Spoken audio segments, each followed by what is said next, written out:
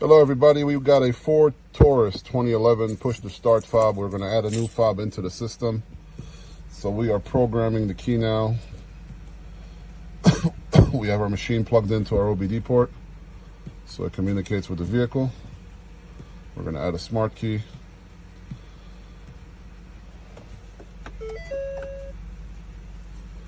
And we got to wait about 10 minutes for it to do it.